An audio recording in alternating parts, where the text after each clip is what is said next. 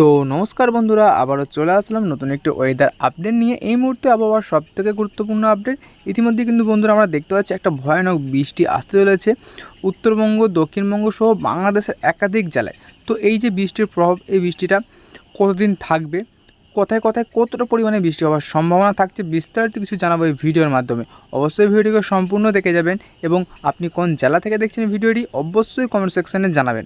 তো চলুন ভিডিওকে শুরু করি। তো আমরা যদি সোমবার থেকে দেখে নিই, সোমবার যদি আমার দুপুর 2টো থেকে দেখে নিই, তো আমরা কিন্তু আবহাওয়া কিন্তু মোটামুটি একটা পরিষ্কার দেখতে পাচ্ছি, তবে কোথাও কিন্তু 2-1 পয়লা বৃষ্টি একটা হতে পারে। তো আমরা যদি সময়টা একটু এগিয়ে নিয়ে যাই, সোমবারের পর আমরা যদি সময়টা একটু এগিয়ে নিয়ে যাই, তো আমরা দেখতে পাচ্ছি সোমবার 1 তারিখ বৈকাল 4টার দিকে কিন্তু দেখতে পাচ্ছি বাংলাদেশের খুলনা, বরিশাল এই সাইডটা করে, যেমন ফিরোজপুর, মাঠবাড়িয়া, মাদারীপুর, ফরিদগঞ্জ, মতিরহাট এই সাইডটা করে কিন্তু একটা ব্যাপক পরিমাণে বৃষ্টি রয়েছে। যদি একটু দেখিয়ে দিই বৃষ্টির পরিমাপটা, থাকছে 7.5 মিলিমিটারের মতো একটা বৃষ্টির সম্ভাবনা। তো সময়টাকে আমরা আরেকটু এগিয়ে নিয়ে যাব। তো আমরা যদি একটু রাত্রির দিকে দেখে নিই, রাত্রি 8টার সময় যেমন দেখতে পাচ্ছি আমরা, তো দক্ষিণবঙ্গে আবহাওয়া কিন্তু বন্ধুরা মোটামুটি পরিষ্কার রয়েছে। তবে এদিকে উত্তরবঙ্গে আবহাওয়া কিন্তু পরিষ্কার থাকছে। তবে এদিকে বাংলাদেশের 2-1টি অঞ্চল কিন্তু ব্যাপক রকম বৃষ্টি আমরা দেখতে পাচ্ছি, যেমন কুমিল্লা, আমারপুর, আগরতলা, আমবাসা এই সাইডে করে দেখুন বন্ধুরা ম্যাক্সিমাম 20 থেকে 21 মিলিমিটার কিন্তু একটা বৃষ্টি লক্ষ্য করা যাচ্ছে।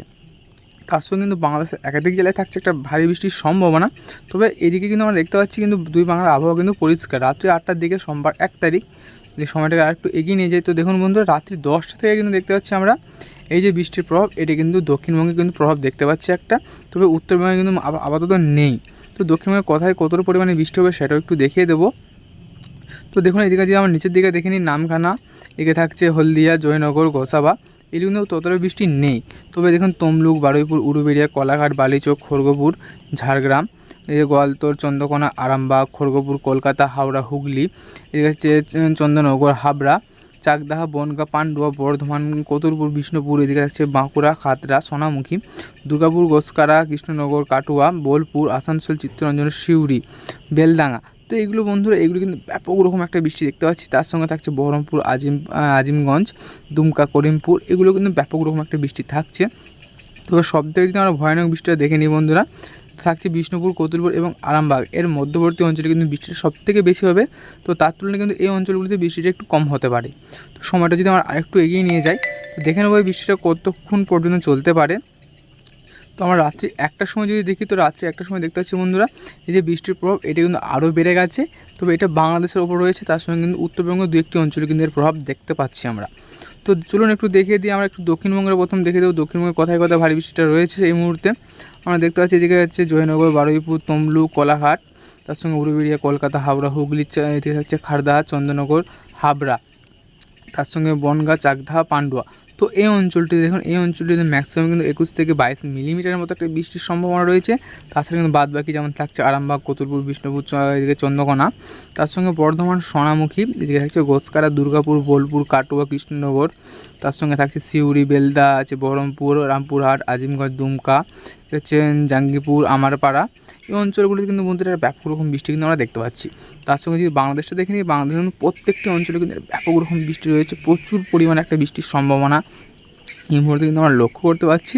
যদি একটু দেখিয়ে দেবো, একটু দেখুন এদিকে থাকছে কলাপাড়া, লালমোহন, মাঠবাড়িয়া, ফিরোজপুর, বরিশাল, মতিরহাট, খুলনা, শ্যামনগর, সাতক্ষীরা, এদিকে থাকছে যশোর, লাহগাড়া, মাদারীপুর, ফরিদগঞ্জ, সেনবাগ, কুমিল্লা, আমারপুর, আগরতলা, আমবাসা, ঢাকা, ফরিদপুর, সাইকুপ, পাবনা, নাগারপুর, কাপাসিয়া, লাখাই, কিশোরগঞ্জ, সিরাজগঞ্জ, সিংড়া, রাজশাহী, মেহেরপুর, সরিষাবাড়ি, বগুড়া, মহাদেবপুর, তার সঙ্গে মাদান, এদিকে থাকছে চারাজিপুর, ঘোড়ারঘাট, বালুরঘাট এই প্রত্যেকটি অঞ্চলে জুড়ে কিন্তু বৃষ্টিটা রয়েছে বাংলাদেশের ক্ষেত্রে।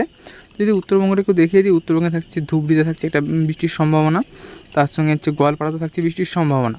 তার সঙ্গে এদিকে দিকে দেখতে পাচ্ছি আমরা দুই দিনাজপুরে কিন্তু একটা ছিটেফাটে বৃষ্টি হবে।